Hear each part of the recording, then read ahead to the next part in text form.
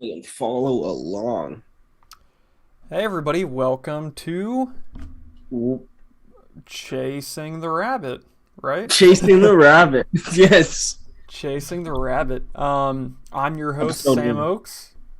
And your boy Jeff LeBlanc is here. There he is. Today, what are we talking about, buddy? Talking about Area 51. Area 51. Guys, we're talking about the history a little bit. We're trying to figure out why it's there, even though people don't actually know why it's there. Um, what some people think, what some people know, and some of the things we don't know. Right. I mean, what are we doing? Everybody knows about Area 51, right? Everybody knows about Roswell. Everybody knows about these things, but I think you good? I think you'll find that there's a lot of shit that you really don't know. And at the end of this, I'm going to piece it all together. Make a nice little beautiful display for everybody. Okay? Piece de resistance. Yes. So, I'm going to jump into it. We're going to talk a little bit about the history of it. Real briefly, just the history. What the hell the government says it is. And then into the truth. Okay? So, Yes. let me see where I put this. Okay. I'm excited. All right. So first, let's take a look at where Area 51 is. Okay. So if you go here right up north of Las Vegas near the Desert National Wildlife Range, go up here to this top corner Mm-hmm. and you'll find Homey Airport, which is what it. Jesus Christ. You good? Yeah. I'm fucking great. Here, I'm folks, sorry. let me get a little bit of music playing over that. There we go. Here we go. There it is. Let me turn that down a wee bit. Okay. Alright, so here we got the airport, right? This is what shows up on maps for, flying, commercial planes, anything. They see Homey Airport. However, you can't land here. You're not even allowed to go anywhere in this area at all. Not And even why close. is that? Because that's where Area 51 is. It's a no-fly zone for not only passenger planes but also military aircraft as well. And I just want to point this out because it'll be important later, and I don't want to pull this map back up. You're gonna see a very clear, like many things, supernatural, paranormal, whatever, a very clear triangle shape form here. And that's going to be between Area 51, the Uinta Basin, and down here in Roswell. So we can see that forms pretty neat triangle right there. And what does this look like if you go into not roadmap mode? Into not roadmap mode? Yes. I'm glad you asked so I can figure out how to do that. It looks like this, man. It's a desert, basically. If you're asking, Well, I was gonna say, like, let's look at that airport or Area 51, but hold on. you know what I mean. Oh shit, hold on. There it is, not roadmap mode, people. Okay, here is Homey Airport, basically. So this is Area 51, for all intents and purposes. Right, but it shows a base. Yes. Like it's got. This is not an airport. This. Let me see it. You're looking at it. This is not an Getting airport. closer. Let me look How- at it. Is that? Deeper. It's not an airport. Okay. I mean, it is an airport. Planes do come there, right? But. Hey, look, there's one right on the strip. Huh? There's one right on the strip, see? Yeah. There are planes there. Okay. Let me get into it. So, So for this picture, do you think they told everybody just to go inside and stay still? yeah, they chucked all the aliens in a hangar so nobody could see them. Um, They're, so they're that like, this area, is not a drill. Google so, Maps is flying overhead. so that area that we just looked at, and that's funny that you mentioned that too, because in I think it was 1974, one of the space stations accidentally photographed that area, and the CIA had a gigantic fuss about it. Really? Yeah, they photographed that area of the desert, and there was like a huge stink raised about it, which is another piece of evidence we have that it exists, which we all know it exists. And we're not sitting here trying to prove that it exists. We all know that Area 51 exists. But so that area in itself, in 1864, a bunch of minerals were discovered there, and a few English mining companies came and set up mines in that area, which they operated in for about 70 to 80 years, up until the 1950s. And in 1942, the Air Force put a couple of runways on that area. Mind you, this entire area is all part of one giant testing site used by Nellis Air Force Base, but they're fairly far apart. Okay. So the origins of the name Area 51, nobody really knows, but according to the CIA, the correct name is, as we saw, Homey Airport or Groom Lake. Though the name Area 51, we call it that because that was found in a CIA document from the Vietnam War. It's also been referred to as Dreamland and Paradise Ranch as well. What was that thing that you had said about where they think the term Area 51 actually comes from? Watertown. So, I'm looking it up because I want to cite that, because when you didn't mention that Watertown was one of the names of what Area 51 was referred to, I decided to look it up for myself, and I'm actually not seeing anything. Yeah, I've never heard that in my life. Yeah, well, so anyways, based off of that theory, of what I heard was the CIA or FBI used the term Watertown as another variation of a code name for Area 51 for a while. And in Watertown, New York, there's actually a park that contains zoos, pavilions, tennis courts, trails, all that good stuff. It's called Thompson it's in a park. Yeah, it's called Thompson Park, the Interdimensional Vortex. That's literally what it's called. It has a giant alien sign and all that other stuff.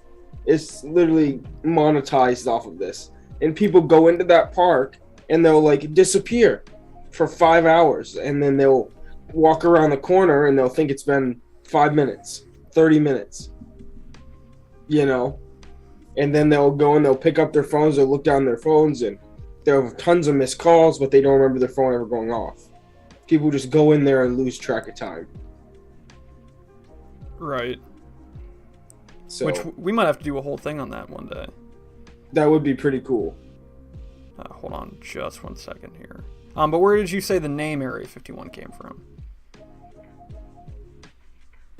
Oh, the name Area 51 came from was there was a nuclear power plant that the building is split up into areas. You have Area 1 through 50. So some people speculated that Area 51 was just taking off of kind of like a cosplay of that place. It's naming it Area 51 as an extension. Yeah, and that's like one of the only things that really makes sense to me. But so anyways, going on from that, the place itself, Area 51, that area, it shares a border with the Yucca Flat of the Nevada test site, which is where like 750 of the almost 1,000 nuclear tests we did, almost like 3/4 of the tests that we did, we conducted in that Yucca Flat area, which is, you know, all this stuff is going to be important later, right? So we have a lot of nuclear tests going on near this area. We have a lot of mining, tunnels, pre-built tunnels in this area. It's almost perfect, right? For some kind of mysterious base. But what we all know, the accepted explanation for what Area 51 is it's a place to test spy planes, right? Right. The CIA officially established the Groom Lake Test Facility in April 1955. So again, these dates will be important.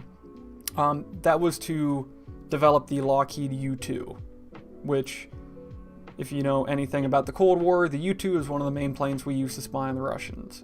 And if I'm not mistaken, the U-2 were the planes that took pictures of the missiles in Cuba. So extremely instrumental in our fight against the Russians, right? We also developed the SR-71 Blackbird and the stealth bomber, along with many other planes. We tested foreign technology like the Russian MiGs. Basically, if we would capture an aircraft, or we would try to build it ourselves, just to test its capability in combat.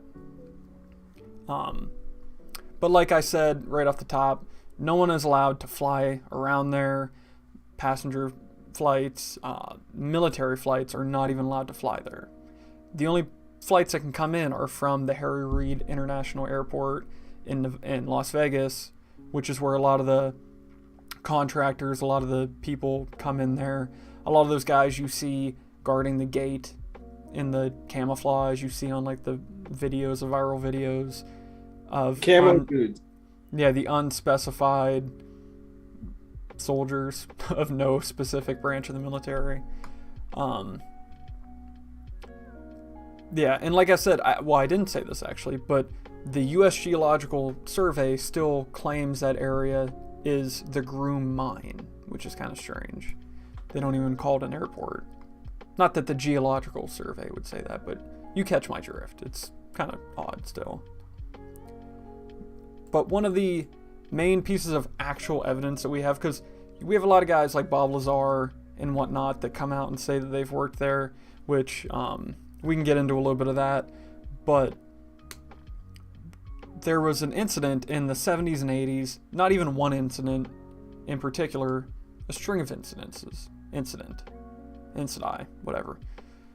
In 1994, 5 guys came forward along with 2 widows of a man named Walter Kazna and Robert Frost, and they sued the Air Force and the U.S. EPA over the deaths of the 2 men and the sicknesses of the other 5. These people alleged that while working at the Groom Lake facility, they were tasked to handle chemicals, burn chemicals in open pits and trenches, and by handling these chemicals and doing these things, they became very sick. They developed cancers. Their body fat they were soaked in chemicals, their organs as well.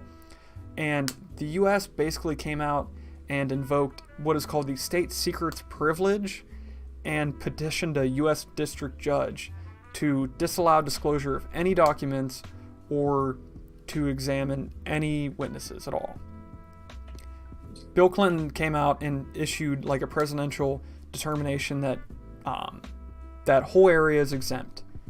Like the Air Force, he quote, "The Air Force's operating location near Groom Lake, Nevada, was exempt from environmental disclosure laws," which is kind of wild.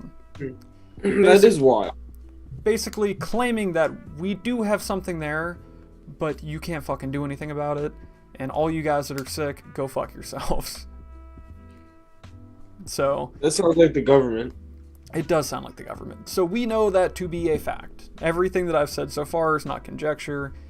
The government has admitted as much, that this is what they do there. So my question to you, Jeff, is how the hell... I mean, I guess neither one of us has ever worked on a secret Air Force base. Have you? Right. No, none of us have even worked on an Air Force base, I think. Okay. So what the fuck kind of chemicals are you going to be handling at a secret Air Force base that go beyond the basic things you would need in a plane? I don't know this for certain, but they just need what? Jet fuel? They just need jet fuel, you would think?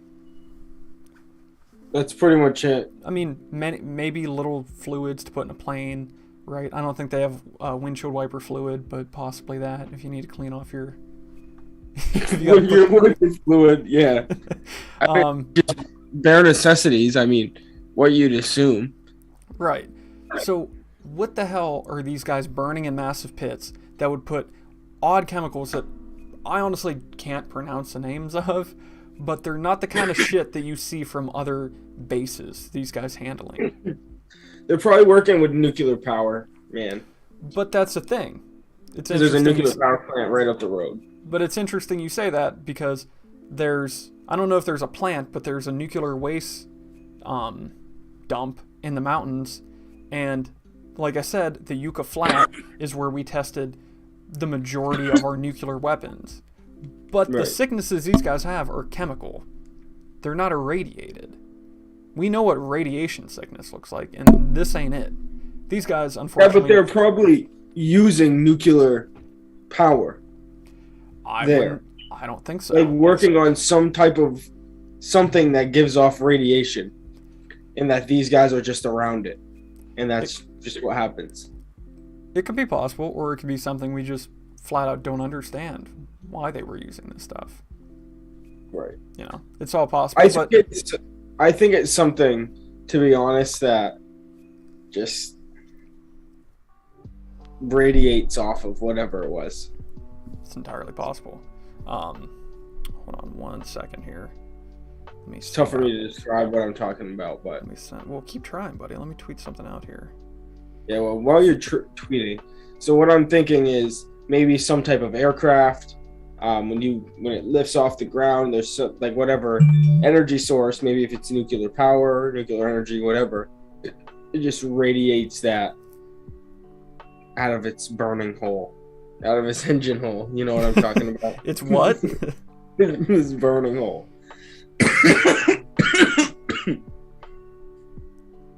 Jeez, get me a glass of water, mama. Holy smokes. Do you remember that Facebook group?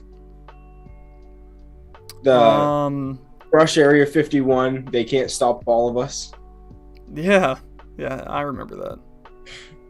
I wonder how many people actually did that. I know a couple of them did. I'm sorry, folks. I'm just making a few tweets to spread the word about the show. People rush Area 51. Okay, so we've given a lot of information.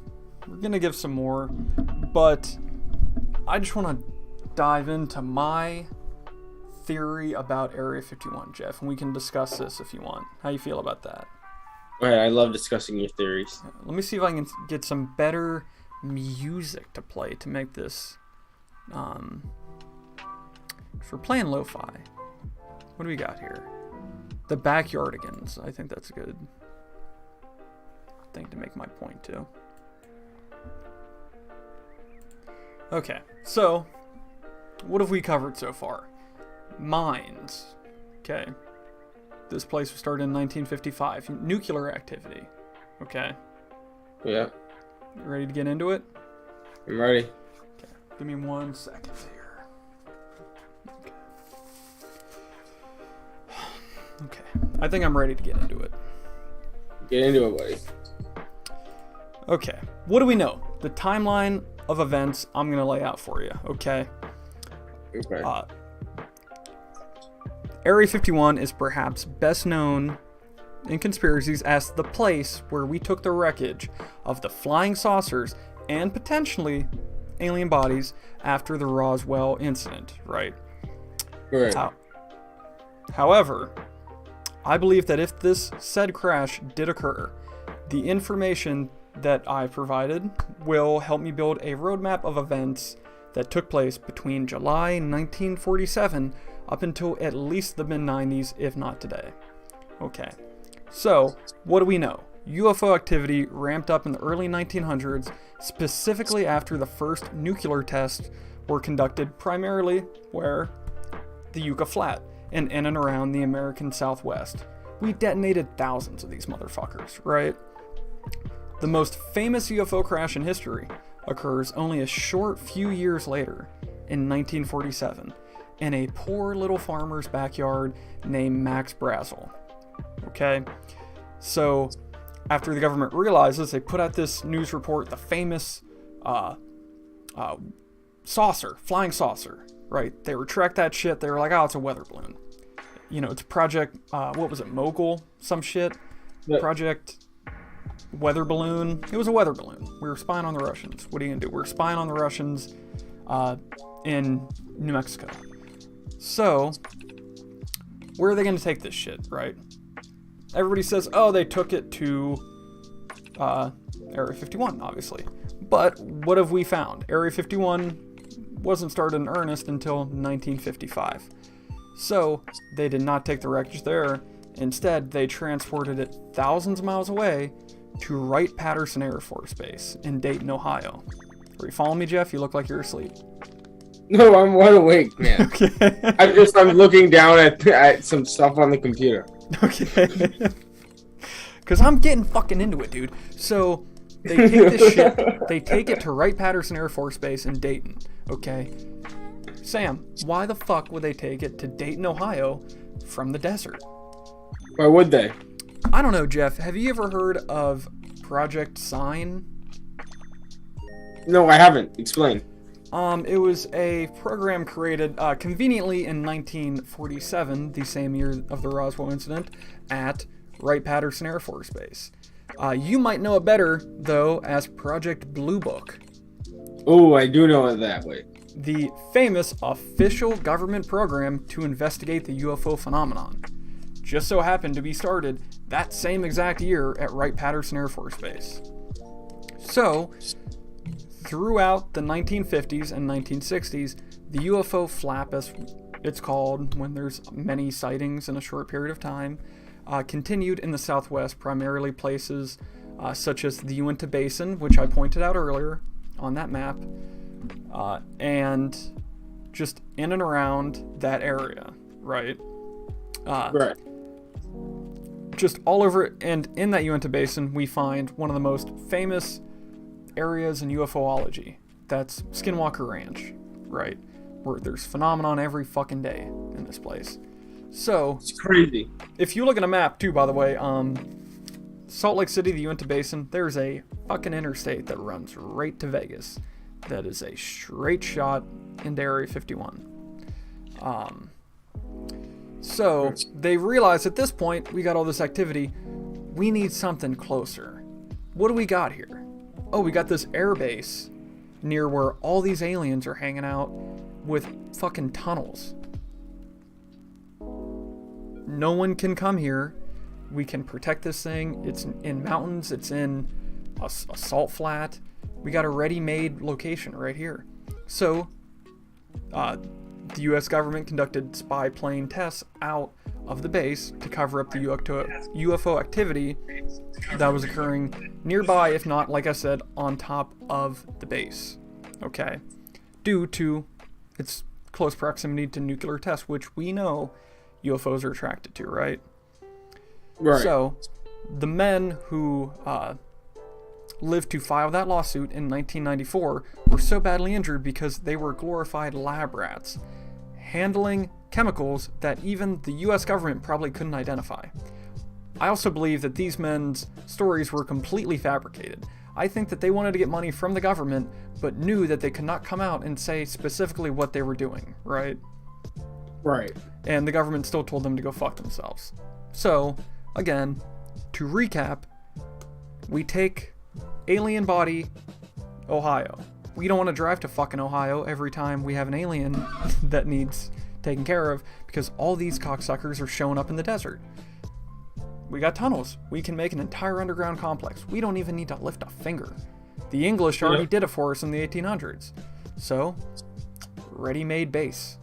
And all the locals keep seeing this shit too. Oh, we're flying U-2s out of the base, which they probably were. But it's the perfect cover for anytime anybody sees anything.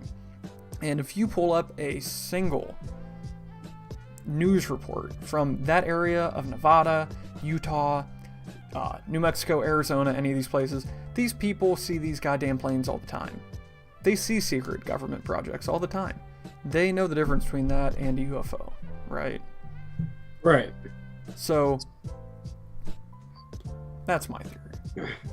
I think not only is there probably some shit there, I think it was specifically set up as a response to these aliens that were swarming the fucking place like mosquitoes. So we put a little what do you call those, little laser lamp right in the middle of the phenomenon to have them zip zap onto it. So this is what I believe, which is a little out Head there, off. but this is what I think Area 51 is. So obviously you can climb up on the mountains on the far side, to where it's not off limits, and just look over and look into Area 51. And you can sit there all day and look in.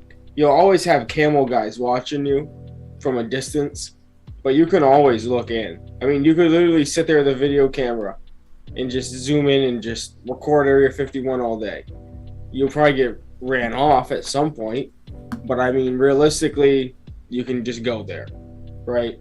Right. If you've seen the Black Panther and how Wakanda has some type of shielding mechanism, who's to say that Area 51, that bland ass, like multi-building, small government, whatever, that has planes run through every once in a while, you know, why is that so heavily guarded? You know? So I think what's being betrayed there is potentially some type of cloaking mechanism around it, so you just don't see what's going on.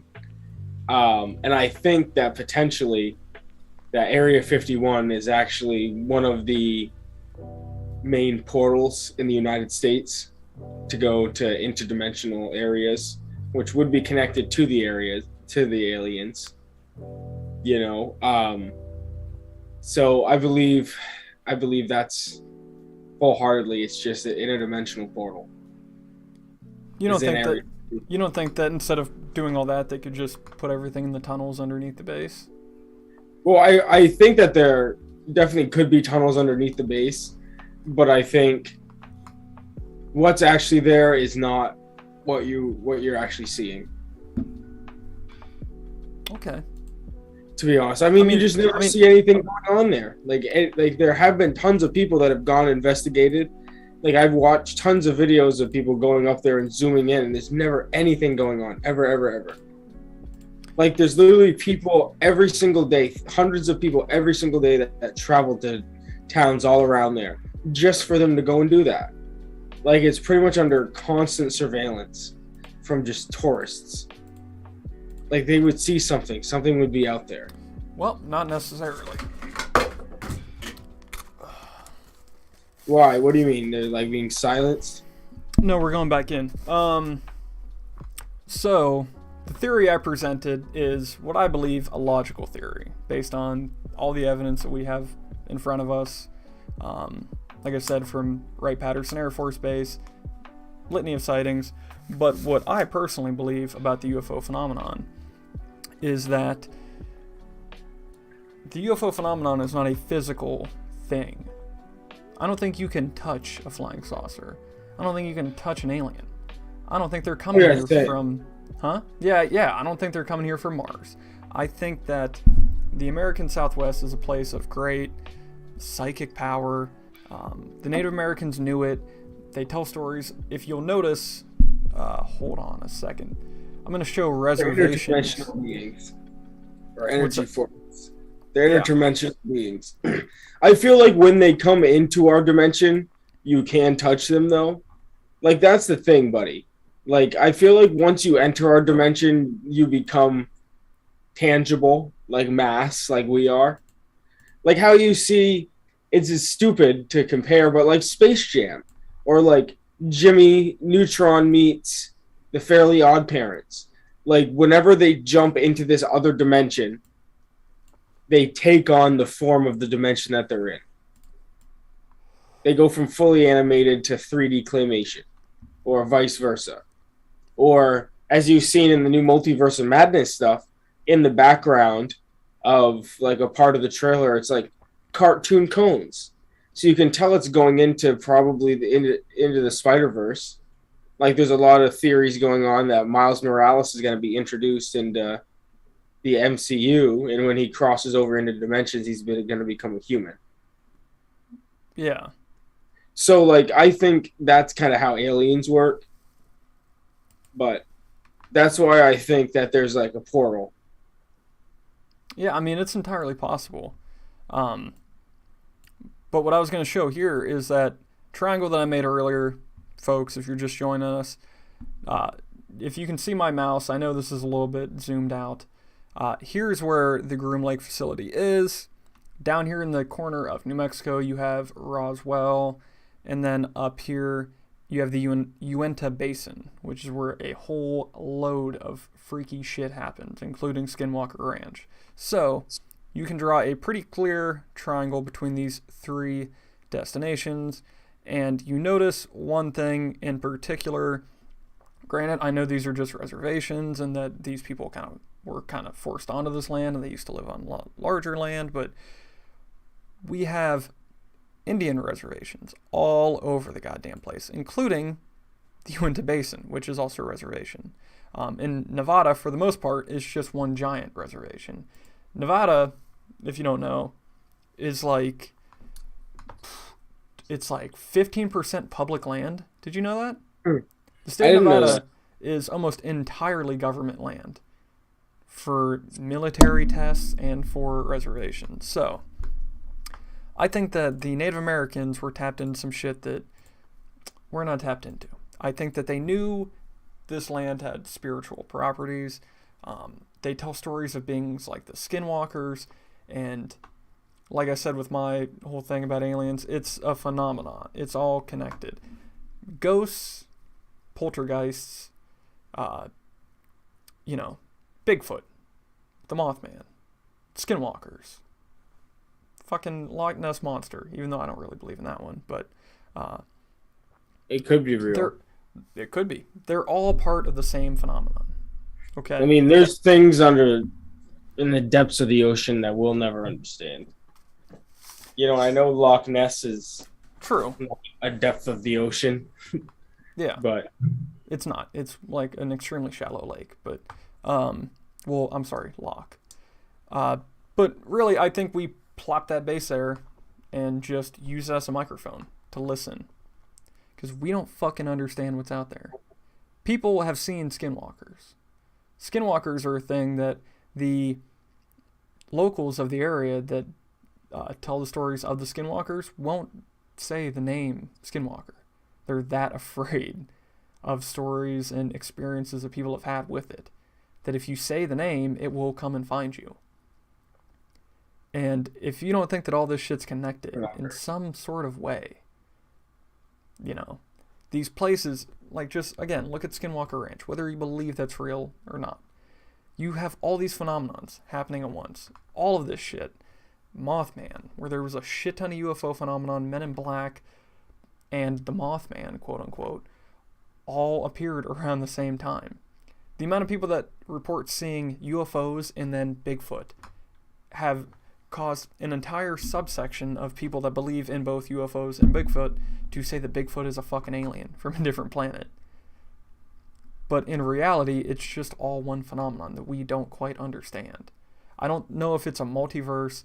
I personally would doubt that that's the thing. I think that this is just something existing on a different plane of existence that we can't even see. Well, I mean, I wasn't saying a multiverse. I was just using the multiverse of madness as a example. Like, I don't necessarily think it's multiverses. I think it's more of interdimensional things. That's all. Right. Like, I think there's just rips in reality and in holes and gates in certain places. That's what a lot of people, I think people have gone through those, and that's what they think are either the outer walls of flat Earth or the inners of hollow Earth or whatever. It could just be portals people are transported, like walking through into a different type of reality, a different dimension. Right. That where all these things are. Because, I mean, people have said that in the hollow Earth thing, like Admiral Byrd said he went there and literally saw UFOs flying around, right? Yeah. If I'm not mistaken. So, like, who's to say he didn't just walk through a portal? Yeah, I mean, I think that's far more likely than he went to the inner Earth. I think this is kind of like an all-encompassing theory, is that, you know, all this shit is connected in some way. If we can just figure out what the hell that connection is, we can figure out all of it. Most things are connected. I mean, realistically, whenever you look at anything, you sit there and all the little pieces, you're just like, huh. You'd think why haven't they put a professional detective on these things, you know? Well, I mean, that's what guys like George Norrie have been doing for years. You know, And they're always discredited. The thing is, dude, I would love to get this thing to a point where one day me and you could go do this shit. We just put a hotline out there, and people are like, hey, I'm having a poltergeist in my house. Or, hey, me and my friends have been seeing a beast in the woods the last couple of nights. And we just go and do a podcast from there. Or, we just go investigate. No, I'm just kidding. Can you imagine that? They're just like, hey, there's a beast in my woods. We're like, all right, hold on. We run out to the last spot they saw the beast was like, hey guys, welcome to Stinking Rabbit Holers. Rabbit Holers. I think, I don't know, I think if you get yourself into a mental place, if you do enough meditation, if you find yourself being able to contact our first episode, Ingo Swann, the man who could do the remote viewing, allegedly, had these psychic powers maybe, who worked a lot and, put a lot of time into it, and could witness this stuff, I think that if you get to that point, you can kind of summon and channel this kind of shit. 100%. I agree with that. So all we need to do is find a medium and take them with us and go look at some Bigfoots. I think that's what it is, for sure. I want to be able to do that. So it's funny. I went and I got a massage the other day because my sciatica was acting up, and I was laying on the floor feeling like I was gonna die. And I was sitting there, and he's like, my wife is a witch, bro, telling me all these things, and I was like, yeah, I want to get an astral projection, kind of remote viewing, and being able to take my consciousness from my body and bring it different places. And he's like, it's really not as hard as you think it is. And he started explaining it to me. I don't really remember exactly what he said, to be all honest with you guys, but I don't know. It's just one of those things where he was just like, yeah, you can just. He's like, for me, I can just sit there, and within 5 minutes, I can just astral project to wherever I want. And this guy could just be full of shit. Obviously, you never know. When people are telling the truth, especially nowadays, people just like to talk just to talk.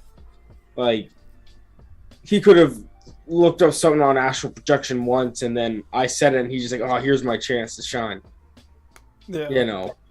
But he explained it. He was explaining it to me, and he was all like, oh yeah, I can do it pretty much on command within 5 minutes, and this and that. And he's like, my wife is a witch, and she put some type of spell on me that makes it so I can do this. And I don't know, it's interesting to hear about.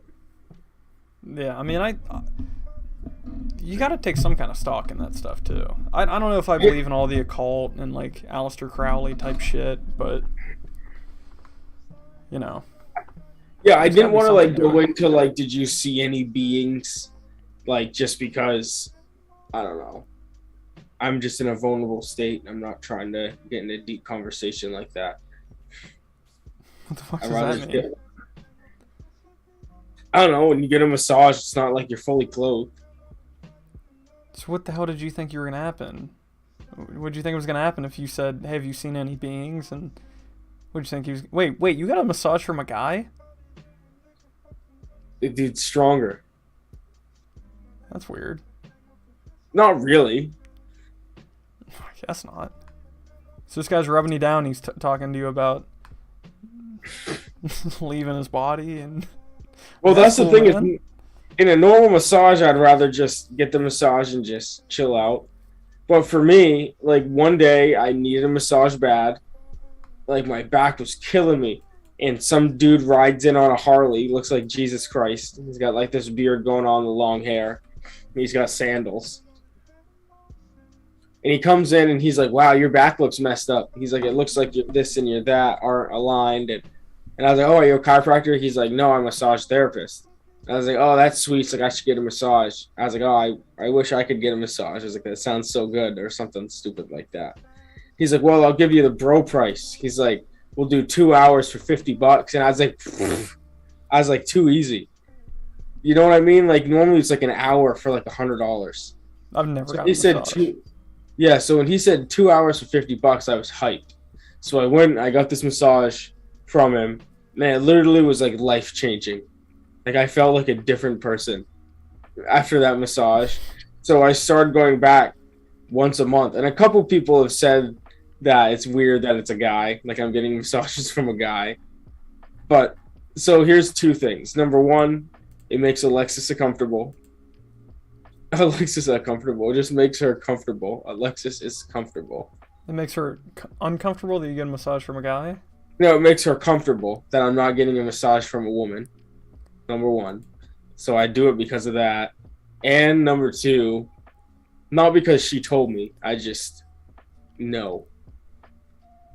You know. And number two, I've gotten massages from women before. And no offense to women, because it's probably just the people I've gotten the massages from. They did not. Like, it felt like your mother rubbing your back when you're a little kid in bed. They just kind of like gently rub your back with your nails. Yeah.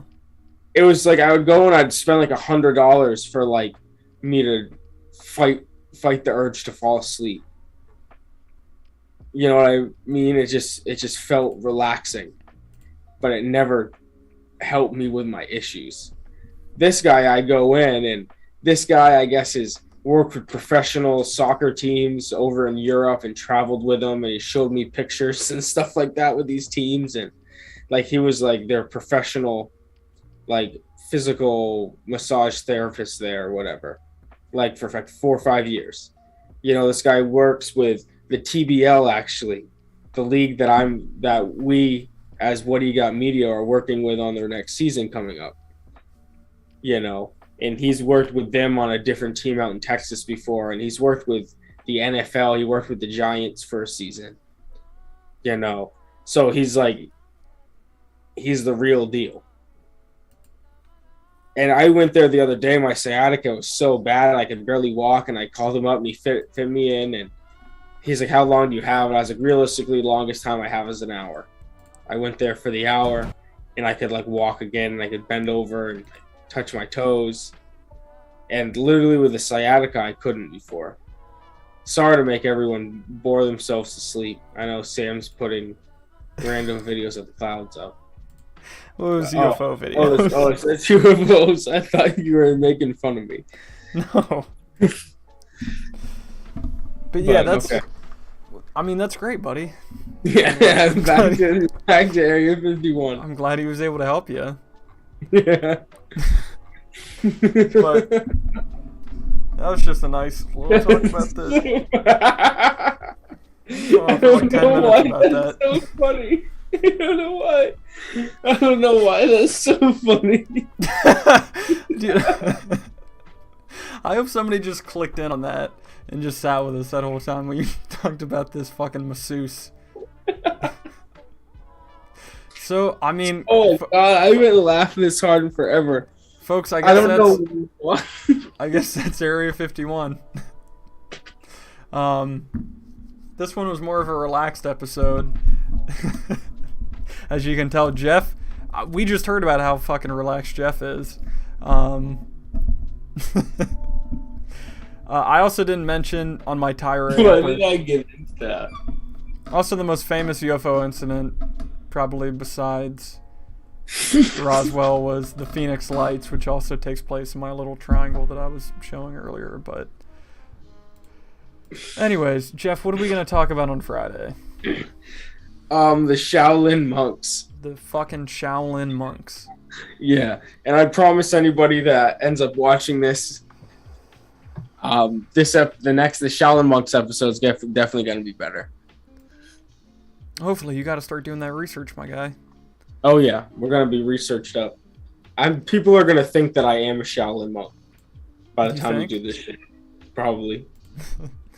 Okay, well, we'll do that. We'll try to get unbanned from TikTok. Maybe if I have time tomorrow or Friday, I'll see if I can fucking cut this into something that could be entertaining for somebody. Maybe I'll just cut it into you talking about your fucking masseuse for 10 minutes and just make that the video. Dude. Oh my god, I know. Okay. You fucking had some funny fucking shit. I don't know why, man, but you've been making me laugh today. Okay, well, you ready to sign off? I gotta hit the goddamn hay. Yeah, sure, man. Go hit it hard. Okay, I'll put my tinfoil hat on for this. Folks, anybody who clicked through, anybody who's hanging out, thanks for watching us talk about the vast Area 51 never heard before conspiracy that we got. Hope they enjoyed. Hope that the 10-cent Chinese conglomerate will let us back on TikTok. That's crazy. We get one person that reports us for hate speech. We're talking about Area 51. They take us down. Sorry for I'm preaching so hate sad speech about about that. aliens. But I don't know, man. You got anything else? Not really that I can think of. You know, guys, just get your tinfoil hats on. Keep them on. You know, and stay believing. Because we believe. Don't let them get your thoughts, boys. Okay. See you Friday. See you Friday.